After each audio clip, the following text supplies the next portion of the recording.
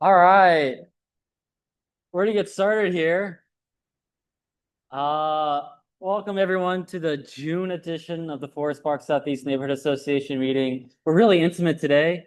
Love seeing everyone close up. This is great. We got a guest speaker here tonight. We have President of the Board of Aldermen, Megan Green.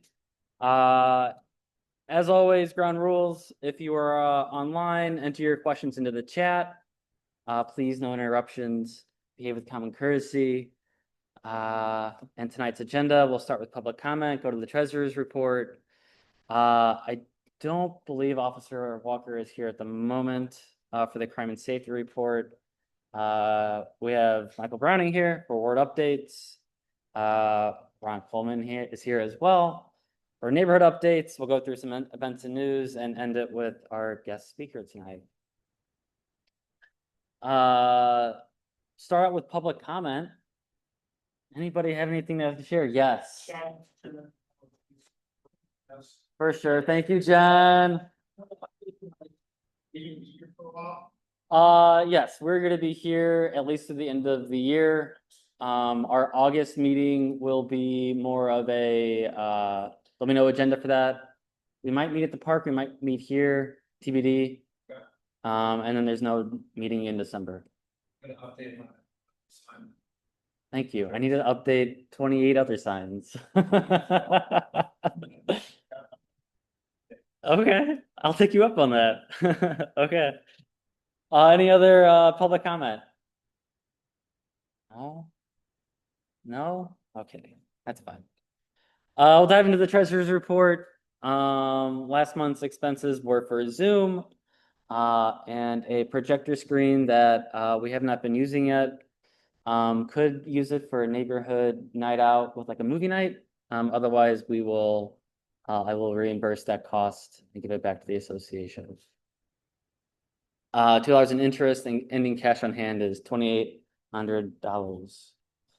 If you want to be a dues paying member or donate, your donations and dues go towards the events we put on at the end of the year.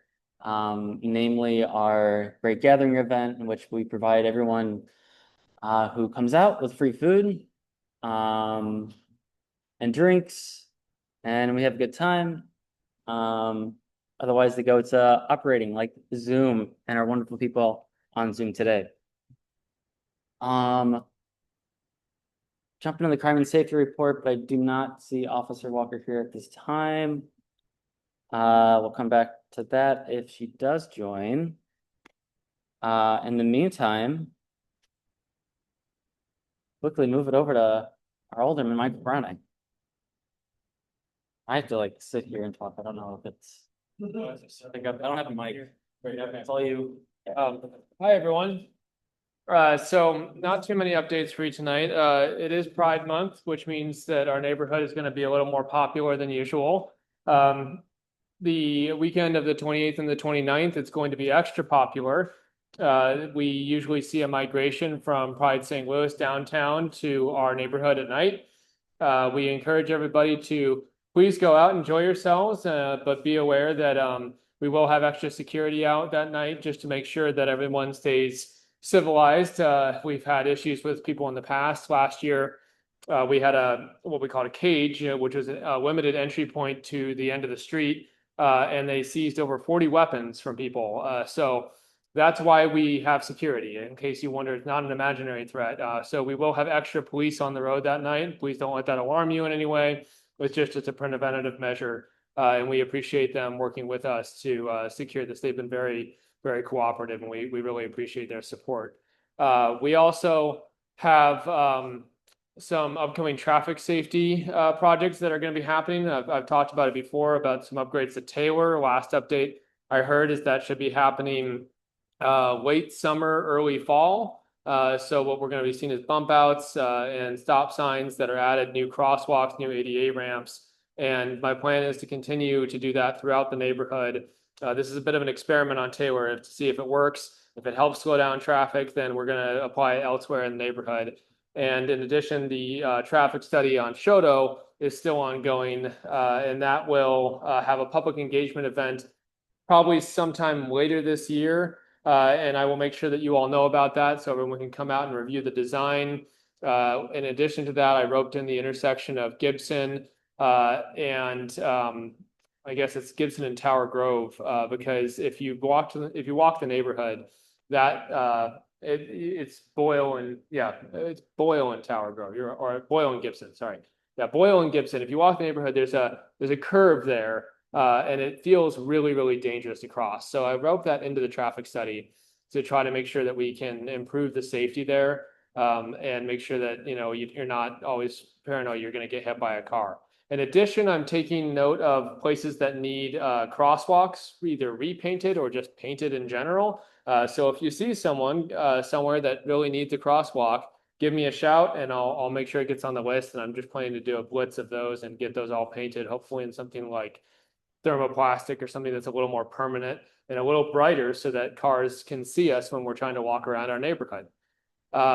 Other than that, it's been a slow beginning to the Board of Aldermen session. We don't have too many policy related or other bills that are in front of us right now, but we are really focused on tornado relief. Thank you to all of you, any of you who have gone out and either donated or volunteered your time in helping with the tornado relief. Parts of our ward were hit really badly and we're still cleaning up, but if you went to the Central West End cocktail party last weekend, what you saw was the result of an enormous effort by people to just clean up and get things back to normal. Because while we know that life is not going back to normal for a lot of people across the city, what we also need to do is make sure that we can continue to just lend a hand and help however we can. And so if you have an opportunity in the next couple of weekends, or if you have some days free, please do look at volunteering. We still need volunteers, especially in North City, because there's just lots of debris. Last week, the update was 4 million cubic feet of debris that was removed, and we still have more. If you drive around, you'll still see more that needs to be removed. So anything you can do to help, there's plenty of places to donate or volunteer, but this is going to be a long effort, right? This is a marathon, not a sprint, is what the mayor's office has been saying, and I agree with that. It's going to be a long journey, but at the same time, I know our city can rise above this. I know that we can come through this a better city. So that's all the updates I have for you tonight, but I'm happy to answer any questions if anybody has any.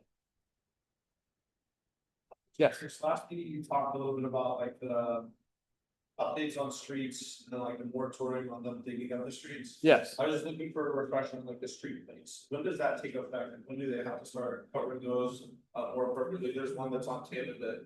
Yeah, it's in effect now.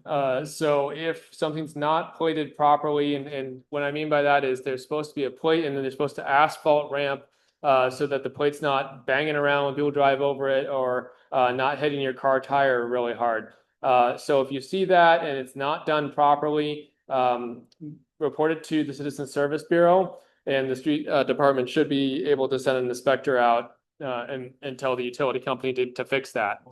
It has been, I know you're frustrated about all the work on Shoto. I am too. But part of that traffic study is the idea that when we're done with that, we're going to repave it to just undo all this damage that they've done. And it's been decades. I mean, I remember 10 years ago, they started tearing this road up and it seems like they haven't stopped since. So good news is once we get it paved, there is a moratorium for 5 years on tearing it up again. So we're excited about that ordinance because we think it's going to make a real improvement in the roads for you all. Yep. Any other questions? Oh, great. Well, you can find me afterwards if you think of anything after this, but otherwise, really appreciate you all being here tonight. Cool. Thank you, Mike. Next up, we have, no, it's not an events news. We have Ron Coleman. Didn't create a slide for you. I'm sorry. Didn't create a slide for you. Yeah. Okay, no problem. Am I on screen? You're not on screen. You Okay, just, I thought Michael was sitting down for a reason. just so people on Zoom can hear you. I think I know most of you. I'm Ron Coleman, your neighborhood rep for the city, on the ground in the street every day, monitoring the infrastructure, building community relations, talking to businesses and institutions and neighbors and just connecting everything so it works, hopefully. So thank you all that have contacted me in the past. It's super helpful information. You never know where what you tell me is going to end up benefiting somewhere else down the road. So thank you. The volunteer cleanup projects that you guys do, the work in the park. We'll get to the park in a minute. But a lot of great things that you do. So thank you so much. One thing you have the dog park. Yeah, you can talk about the dog park. Okay, Yeah. so the dog park is such a great amenity for the community. We've had some devoted volunteers over the years that have drifted away or moved away. Right now, we're in need of people that can help maintain the park. The city Parks Department does not go inside the gated area to mow the lawn.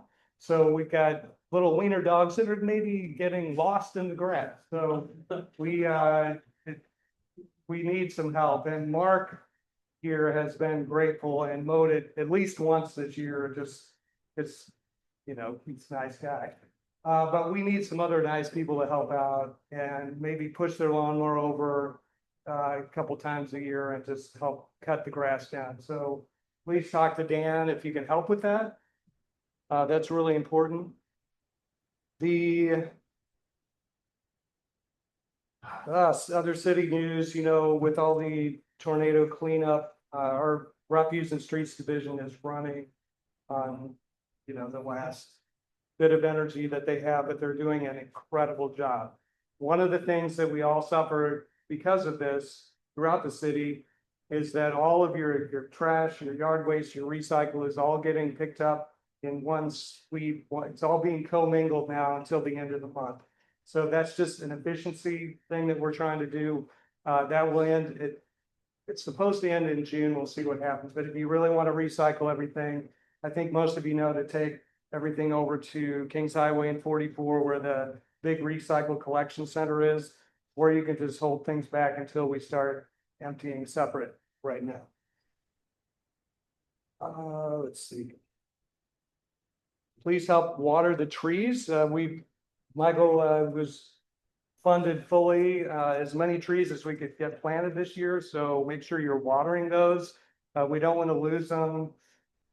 It's not only a budget issue, but just, I mean, we want the tree infrastructure to be really strong and healthy so we can create a great, just a great natural environment and shade. And I think you urban planners will know, but each tree provides like 40,000 in benefit to the community and health benefit, crime, safety benefit, just quality of life, property value.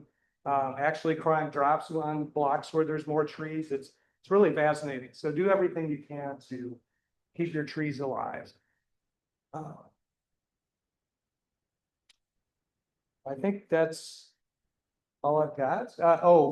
Some of you have asked about the guy that's living on Manchester that's got his whole life set up inside one of those alcoves of the vacant building on the sidewalk.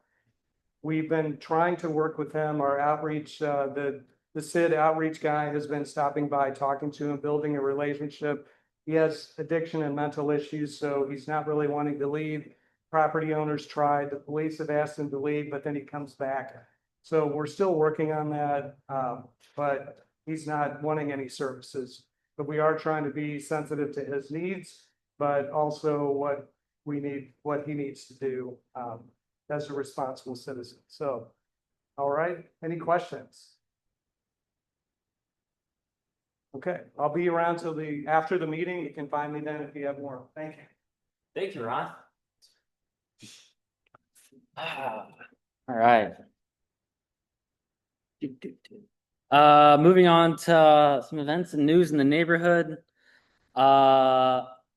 If you'd like to join the Forest Park Southeast Infrastructure Committee, there are currently taking applicants. If you have an interest in making the neighborhood more walkable, want to create a more beautiful neighborhood, you can apply through this link to be a board member. The board meets monthly, discuss various projects like recommendations on where crosswalks should be, which crosswalks should be painted, makes recommendations to Alderman Browning on the infrastructure updates, and works a lot with the city on other projects, especially the park.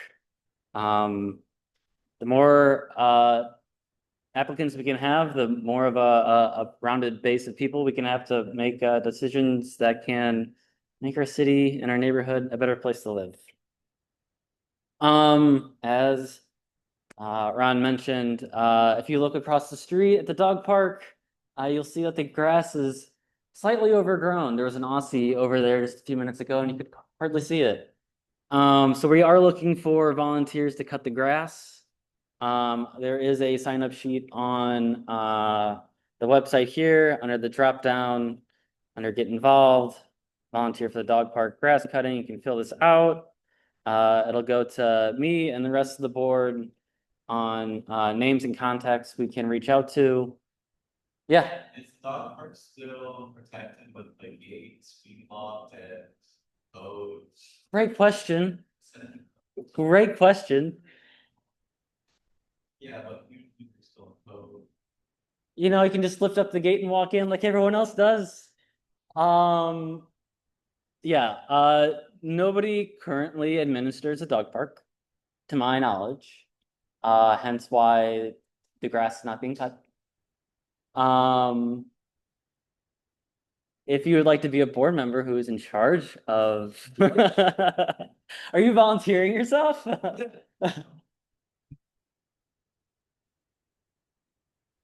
We're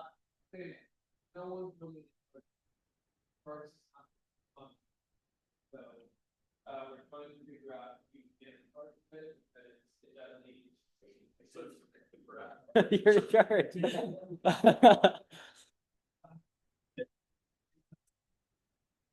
So the dog park, history of it, we have here people here who know more about it than I do, but it was a neighborhood initiative. Up until a couple of years ago, the administration of it, both like to be a member, to have your vaccination records, was administered by Park Central. I believe Park Central is looking to offload that responsibility onto the city, I believe, and from there it just didn't happen. So right now the dog park isn't administered by anybody, including cutting the grass. That has been done by volunteers, and those who are members are just people who lift the gate up to walk in, like I did the other day, admittedly, like, you know. So please be volunteer. Let's cut the grass, and then we can work on other ways that we can share it to improve the dog park. Speaking of the park over there, this Saturday, I believe, we'll be doing some garden weeding over at the new native garden across the street. We'll have tools and gloves, but feel free to bring your own. Bring a water bottle because it's supposed to be a hot one. We'll have a water station there for refill. Shouldn't take any more than a couple hours in the morning. But that is a 2-3 year plan over there, and soon that whole corner will be blooming with some natives. So if you have time in the morning on Saturday, please come over and help weed it so it can prosper in the future. Likewise, we have our monthly litter and alley cleanup events. These happen on the fourth Saturday of each month at 10 a.m. Each time we do this, we pick up, 5, 6, 7, 8 bags. The more people we have, the more trash we pick up. We cover a lot of ground. It's really impressive and it makes a difference. We'll be meeting not this Saturday, but the Saturday after at Manchester Newstead. As always, a big shout out to Brightside for all the tools and the bags they provide to make this happen. It's a great way to meet your neighbors as well. And it feels good when you're done because you're done and you cleaned it up and the park in the neighborhood looks great. So join if you can. I'll be there for that one. Other events coming up, the Midtown Community Peace Parade. So join Midtown and their campers promoting peace and the end of gun violence in St. Louis. We'll be having 2 parades in the neighborhood starting at Midtown over on Boyle. The first one is Wednesday, June 25th, and the second one is on Wednesday, June 23rd. The start time is 11 a.m. Lasts for maybe 30-45 minutes, goes around a short block around the neighborhood. All are welcome to participate in that one. And then again, as Ron mentioned, he covered all the talking points here. Neighborhood tree watering.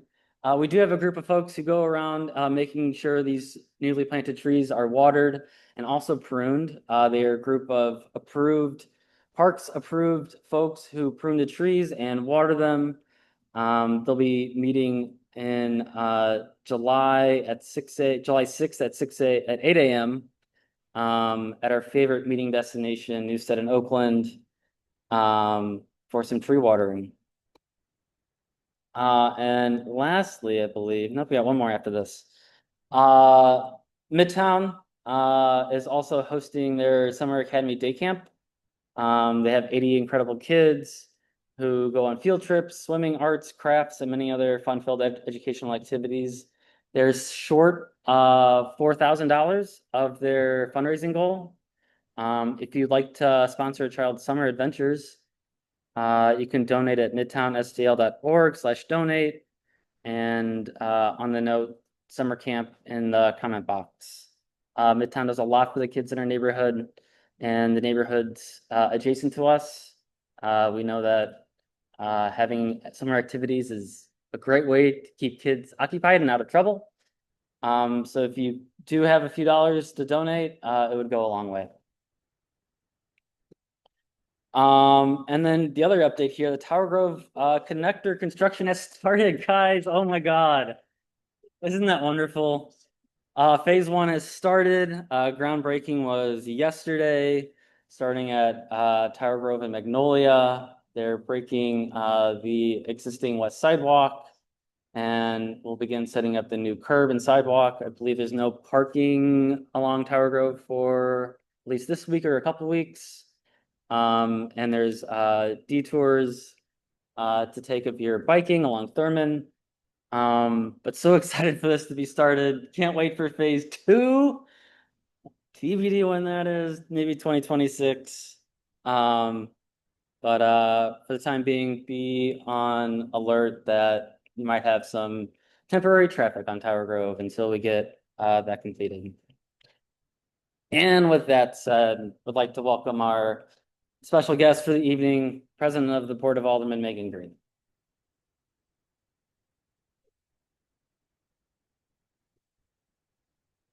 Thank Yeah, thank very you. much. So first off, I think when I first reached out to come and give you some updates, it was before the tornado. So I had a few things that I was planning to talk about, and that has escalated into a lot more things. So, you know, first off, I just want to recognize that yesterday was 1 month since the tornado hit our community. And, you know, while we've made a lot of progress, there is going to be a lot of more work that's going to have to be done. The damage, if you haven't been up to the north side to see some of the damage, we're not looking at weeks or months for recovery. We're unfortunately looking at years. And but I know that we're all in this for the long haul, and we've been able to get quite a bit done in a relatively short amount of time. A lot of it thanks to volunteers and organizations that literally were on the ground that evening, starting to do relief work. You know, that cities are typically used to having to stand in the gap for a couple days, maybe a week before FEMA gets here. And unfortunately, this time around, we had to wait 3 weeks before FEMA got on the ground, which was pretty unprecedented in terms of the amount of time that it took, but also the amount of strain that it put on city resources and in volunteers. So I just want to recognize all that work, the work of the Board of Aldermen. I know for the first week of the storm in particular, I think every alderman in the city was out doing relief work, calling on every contact that we had, just trying to mobilize folks to get, whether it was food or water or shelter or whatever for folks, before pivoting over to working on legislation, which I'm going to get into in a minute. But first, last week, we did have the governor sign a $125 million relief package for the city, $100 million of it, which is earmarked specifically for the city, which is really great. And state government doesn't tend to move fast on anything. So the fact that they got a special session and got this over the finish line as quickly as they did is pretty remarkable. And then, while FEMA has publicly said that the city is getting 71 million in direct aid, we know that that number will go up as more people in our city apply for aid. So if you happen to be impacted, you don't have to live in the impacted zone, but if you did have straight line winds or whatever impact your property and you sustained any damage, you can apply for FEMA for funding. And so just want to make sure folks know that, but there is a deadline on it. It's beginning of August. So encourage folks, if they did have any kind of property damage, to get that in quickly. But at the Board of Aldermen, we have been hard at work fast tracking a number of board bills specifically related to relief. We passed Board Bill 23, which expands the use of the Impacted Tenants Fund. So as a board, we had passed an impacted tenants for a fund, I think it was last session. And basically that fund was created because we've had this issue in the city where tenants will be living in a unit that really isn't safe. They might have mold, or they might have water that's not working, or heat that's not working. And oftentimes they call the city and they complain about the issues. And the city has this dilemma, because we'll send out a building inspector, but if that building inspector finds that it's not safe to live there, then they will condemn the unit. And if they condemn the unit, that displaces the tenant. And oftentimes tenants then don't get their security deposit back when they are displaced in that way. And a lot of times they're not planning on having to move. And so they might not have the money for, another deposit in first month's rent. And so we created this fund to help folks in that situation. So it allowed the city to better enforce those building codes for units that are not safe, while also making sure that we are providing financial help for first month's rent or down deposit for renters who are being displaced due to that. So what that fund did do, though, was include displacement due to natural disaster. And so we quickly amended the use of that fund so that if you are displaced because of a natural disaster like the one that we had, then you can also call upon the city to help you meet that down payment or that first month's rent. The second piece of legislation we passed pertains to property owners. We did something for tenants. We wanted to make sure that we were supporting property owners as well. And so we were able to do a property tax relief by reducing the assessed value of the taxes based upon the amount of time that building existed. So for example, you had a home that was worth $200,000 on May 15th, but was completely demolished on May 16th. It does not make sense for the city to continue to assess you taxes as if that $200,000 house still exists. So basically we're prorating taxes so that, they pay the taxes as if it was a $200,000 house up until the day that it existed. And then after that, we're waiving those taxes for the rest of the year. Just this morning, we had a special session. We've called 3 special meetings so far of the full Board of Aldermen to get things fast tracked. We've been moving bills through the board in about 10 days, which is pretty unheard of because most of the time it takes about at least a month to get anything through the board. But luckily we've had a great board that's been willing to step up and act quickly to get things across the finish line. So this morning we passed board bills 28 and 29, sponsored by Alderwoman Clark Hubbard. And they're reallocating some grant funds that the city was receiving to the Community Development Association to be able to work directly on storm relief when it comes to home repair, rebuilding, and starting some of that process. And then last but not least, today we also passed Board Bill 31, sponsored by myself and the mayor, working collaboratively to create a tornado relief and recovery fund with $30 million from the RAM's interest. And this is gap money. We know that we have money coming from FEMA. We know that we have the state level money. But we also know that there are gaps in what those will provide. And so we passed a bill that allows, uses to be done for home repair, relocation assistance, storage of items. Right now, we're finding a lot of folks don't want to leave their unsafe homes because they're concerned that their belongings will be taken and or their bricks will be taken if they leave.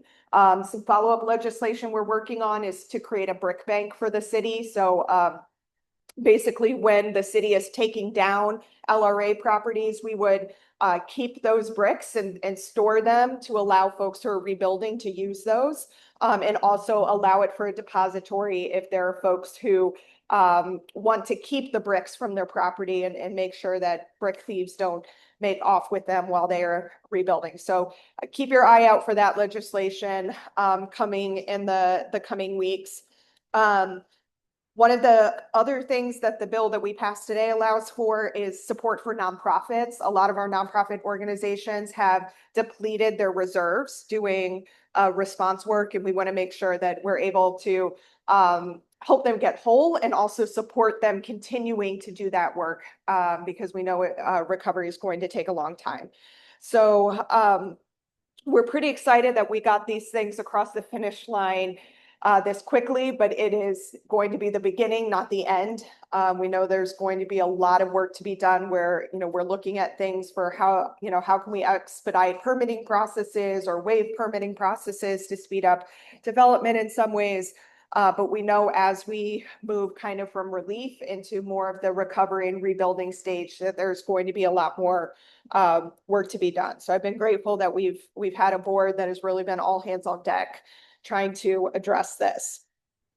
Also want to give just a couple of highlights from some bills that passed last session and an update of some things that we can look forward to this session beyond tornado relief and recovery. Last session, we added mold to our building codes. Seems very simple, but especially with the tornado recovery efforts, it's really important because a lot of homes that were damaged, we've now gotten 4 inches of rain since the tornado. And what happens when things get wet? They mold. And so previously, our building inspectors could not enforce mold being in an apartment because it was not a part of our building code. And so they could only cite if, for example, they could actually see the leaky water, but sometimes folks fix the leaky water, but they never remediated the mold. And so that was a key piece that we got across the finish line. We also completed funding for the 911 dispatch center. This is the consolidated 911 call center where we're bringing all EMS, fire, police together under one roof with updated technology. This is really important. One of the challenges we had on the day of the tornado is so many people were calling 911 that the switchboard got overloaded. It could not handle the volume of calls. And a lot of that speaks to outdated technology. And so having this new consolidated center will allow for more modern technology. It'll also allows for folks to be cross-trained. So EMS people can answer fire calls and police calls and vice versa. So you shouldn't have to be waiting on hold. Yeah. So the funding was just approved there, that action Has to be completed by the end of 2026 because the money that was allocated toward it is ARPA dollars and ARPA has to be spent by that time. So we did a groundbreaking, I think it was right before the first of the year. There is utility work that's happening in and around the site right now. And then we're expecting building to start probably by the fall. Where's the building gonna be? It's Jefferson and Cass right across from NGA. And beyond that, Alderman Browning talked about the utility coordination policy, working to get that enforced. One of the challenges we always have in the city is we pass a lot of great policies and then the enforcement always kind of lags. And so I think it's probably going to take a little bit of time to figure out exactly how we don't want it to just be something that is enforced via CSB complaints, because then that requires a complaint in order for it to be fixed. So trying to figure out how as a city we can be more proactive in some of that enforcement will be one of the things on our list going forward. Also, as a result of what was passed on the November ballot, Proposition V, which lifted the fines for the $500 cap on fines for vacancy, allowed us at the end of last session to pass a series of bills that will allow the city to have more teeth to go after some of these perpetually bad owners that are keeping property vacant for long periods of time and aren't doing anything with it. So gives us a little bit more tools in the toolbox to be able to deal with vacancy. And we will continue some of that work into this session. The bills that we passed last session were kind of the low-hanging fruit, but we know there's a lot more work still to be done. We are also this session planning on, this was before the tornado, but I think we're going to pick it back up, is really working on charter reform. One of the biggest challenges we have in the city to be able to get things done quickly is our charter. For example, anytime we want to contract something out at the moment, anything that is over a $2,500 contract has to go for a bid process, which means that my office, the mayor's office, the comptroller's office, we have to assign people to a selection committee. They have to write an RFP. They have to put it out. They have to get proposals, evaluate those proposals, put them back up. And so a lot of times, even if we allocate money at the board, it will take 6 to 9, if not more months to actually get a contract signed because of how long that process takes. And so updating that dollar amount, I think probably lifting the dollar amount and allowing it to be set via ordinance, so we don't have to go back to the charter. That dollar amount was set in the 70s, and that was some of the same problem we had with the Prop V, is that $500 had been set long time ago, and we don't often want to go back to the voters to raise these things. And so it probably looks like giving the authority to the Board of Aldermen, like we did in Proposition B, to be able to pass legislation to update that and make that process a little bit easier. Same with personnel.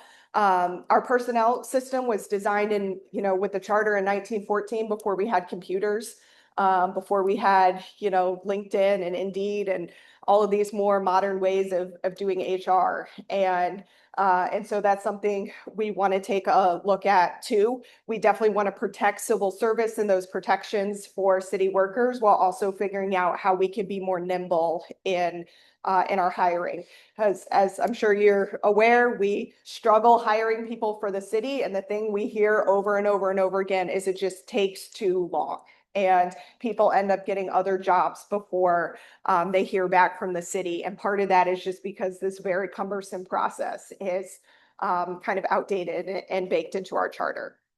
So that is going to be some long-term work. We did on the November ballot sort of the low-hanging fruit in terms of charter changes, but are working toward those bigger changes because they do impact the city services. They do impact our ability to get contracts signed and money out the door and all of those things if we're operating with a roadmap that is pretty severely outdated and also micromanages the city in a lot of ways. If you read our city charter, we have a very detailed city charter compared to other cities. A lot of the things that are in our charter in other cities would be done via ordinance. So it didn't have to go out to voters every single time we wanted to change something. And so I know that we're committed to doing that as well. And then I'll just speak to one last thing that's happening it's tomorrow night. Today's Tuesday.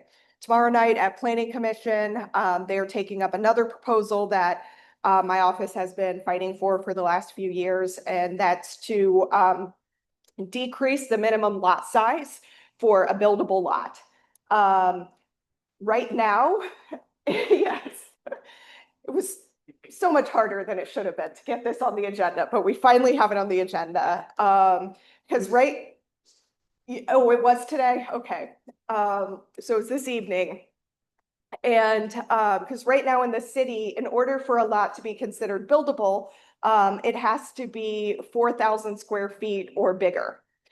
The problem with that is we have a lot of smaller lots that used to have houses on them. But under current city zoning code, it says that that should not be a buildable lot. And it impacts development, and it impacts the ability, especially for more like affordable, smaller houses to be built and things like that.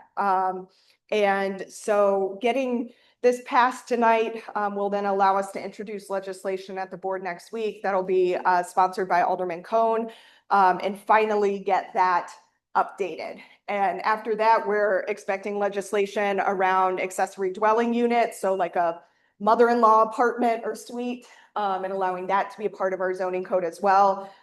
So whether you're looking to do, you know, an Airbnb there or something else like that, not having to go through a rezoning process, you will actually be allowed to have that, you know, over the garage apartment or the basement apartment or whatever. So looking to update the zoning code as well. A lot of what my office has been focused on is really modernization and taking a look at some of our policies that have been in place for a really long time and have kind of outlived their usefulness. So appreciate allowing me to come out tonight and happy to answer any questions about anything.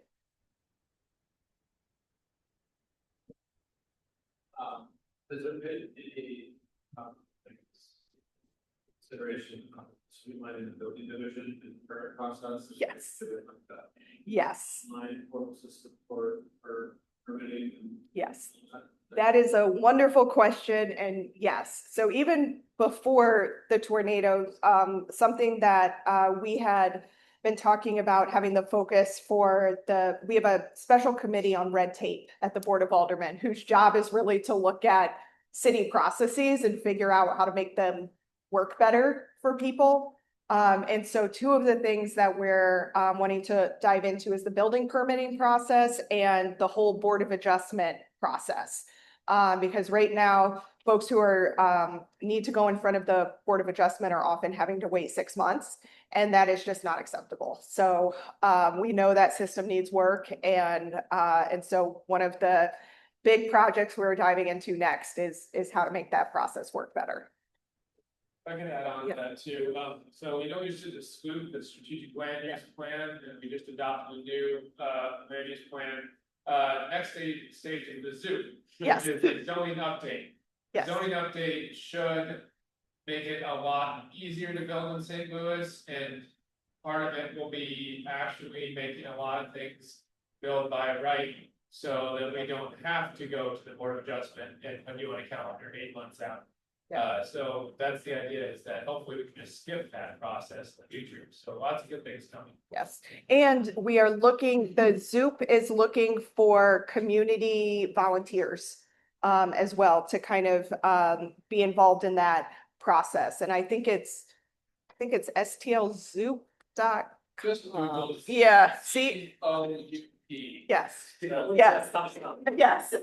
Soup with a Z, and there's a form there if you're interested in getting involved in that process. Is the Board of Estimate and Apportionment, are you one of the three Yes, officials? yes, I don't know if it's, was it the other two officials are new to the board. yes. Can you comment at all as a continuity person about anything? I mean, you don't have to talk on it, but just maybe your observations, anything at all. Yes. Is there something new? I mean, I will say, you know, there's always some just like procedural hiccups when you have new folks, but both the mayor's team and the comptroller's team have been really great at kind of sitting down with us and learning the process and also figuring out how we can maybe make this process more transparent. You know, one of the things I've been talking to the comptroller about, because I kept pushing the previous comptroller, but it wasn't really something she was interested in, is getting a contracts database on the website for the city, because most, like, you go to St. Louis County and you can just go through all of their contracts in a very easy to access way. The city is not that easy to access. And oftentimes even our agenda items are not publicly posted until, they used to not be posted at all, but finally in the last year, they've been posted, but not until 24 hours in advance. And so continuing to work with them to see if we can create some more transparency mechanisms around that and ability for public to weigh in both in person and virtually. That's something we've done through the Board of Aldermen, and something I would like to see the Board of Estimate and Apportionment do to allow for some public comment time in each of our meetings and allow for that virtual option as well, because we know engagement goes up when people can virtually attend.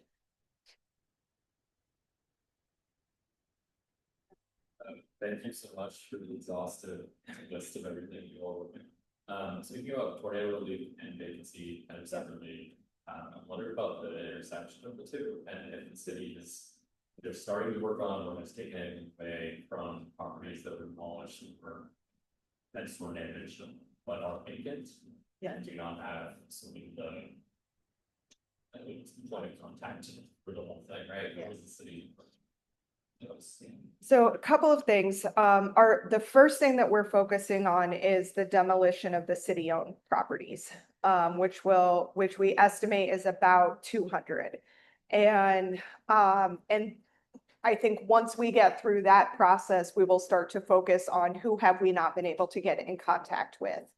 As part for the rental registry that we passed, I think 2 sessions ago, one of the things that is required for rental property at least is that there is a local agent or somebody that lives within an hour, driving distance. That should make it a little bit easier to contact folks, but we still know that there's a lot of property on the north side in particular that is just registered to a PO box. And we anticipate that it's going to be a long-term dilemma. And one of the things we're looking at is we had the property stabilization program.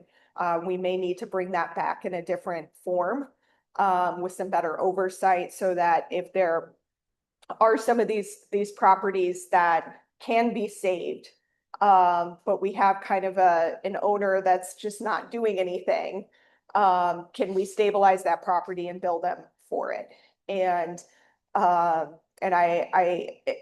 mayor has already started to have some conversations about what it would look like to bring that program back, but in a way that hopefully doesn't fall victim to some of the corruption that was in that program previously. And I'll add on, absent owner situation too. The city is about to get some new tools thanks to the board bill that myself and Alderman Vasquez and Alderman Boyd passed last year, allowing administrative fines and fees. So if there's say a property that collapsed partially in the tornado and it's been sitting empty and then they locked it, well, guess what? It's now a violation. So we'll add fines to that. That fine will be able to go into a special tax bill, and the city will be able to take it and give it to someone who will do something with it or properly handle it. Same thing with board up fees; those have been increased as well. So our goal will be to save as many moments as we can, because we don't want to lose anything that's possible to bring back. But also understanding that if it's not a responsible owner, we want to get it in the hands of somebody who will. Yes. I think we should also emphasize that vacancy is an incredibly complex topic. And so like a lot of times people, when they think of vacancy on the north side, they think of out-of-state owners. But a lot of times there's just, the title isn't clear. And so like a family member, they're not sure who owns it, or maybe there's multiple family members. A lot of people who live up there own multiple properties that they want to eventually rehab and haven't had a chance to rehab. There are the out-of-state speculators who have caused a lot of problems, but like there's a huge mix of what vacancy is, and some of it may need, legal remedies, some may just need assistance, some properties need a lot more help than others. The bulk of vacant properties in the city of St. Louis are by private individuals, not SLDC or LRA. So it's very complex, and so it'll take more than just like one program to address it.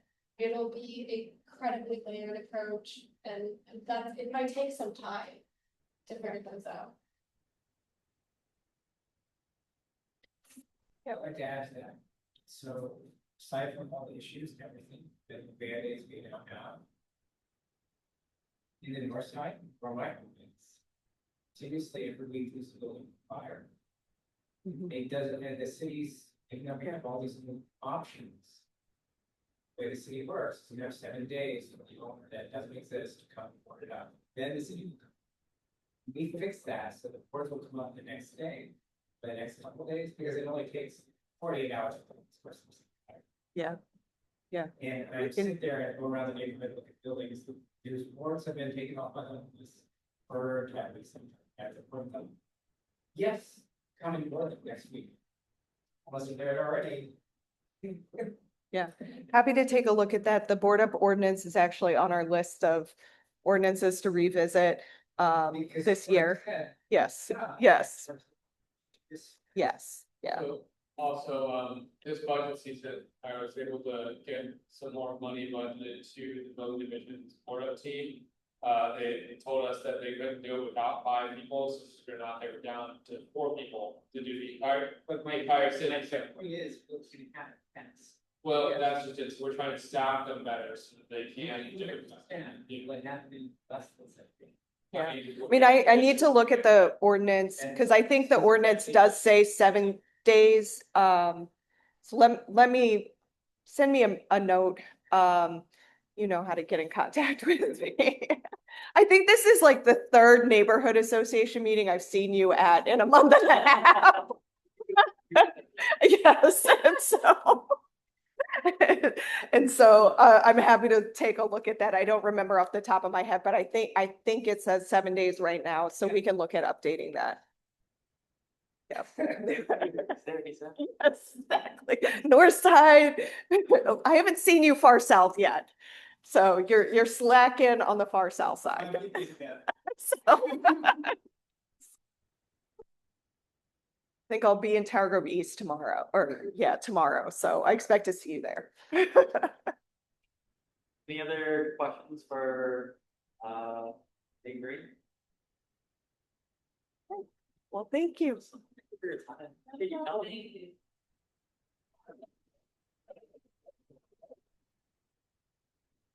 All right, we will wrap it up here. First, do want to say everyone give Jen your thanks for letting us use the space. Yeah, native garden weeding this Saturday, clean up the Saturday after. The Midtown Peace Parade is Wednesday, June 25th. We have some tree watering on July 6th. Our next meeting is July 15th here, guest speaker TBD. One thing not on the next up list is in September, we have our annual Great Gathering event over in Shoto Park, a big event that the association puts on every year to get the community together. We have free food, free drinks, live music, different organizations and vendors. It does cost upwards of $3,000 to $4,000. If you'd like to be a donor or just sponsor it in some way, would love to talk to you. If you'd love to help put it on, organize, whether it's getting ice, reaching out to folks who want to participate, do talk to me. Would love to get your help, whether that is your time or your money. But with that being said, we do have maybe 10-20 minutes. I know one of our favorite things to do is to chat afterwards. But yeah, Zen.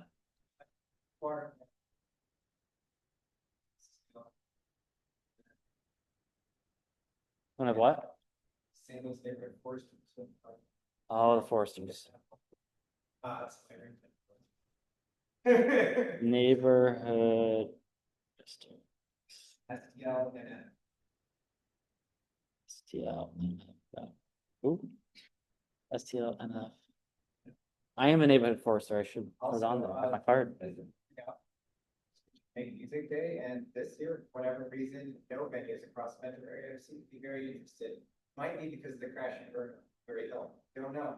I volunteer every year, and it's unfortunately a volunteer event, which means some of our the musicians won't be there. Because they pay gigs, don't have time to volunteer things. I have time to volunteer things, so I'm going to be doing Make Music Day as I always do. This year, not a Catherine River Garden downtown. I figured, go out my door to Sugar Park, I might as well do that, even though there's no building yet, I'm gonna do everything. Not yet. Working on it. Working on it. Yeah. On the 24th. Where at? Over here? 21st? Yeah, and the location. That's where it'll be. Maybe. We're working on it. All right. Thanks y'all. Appreciate your time. Appreciate you being in the neighborhood. See you around the neighborhood. Yeah. All right. See you guys.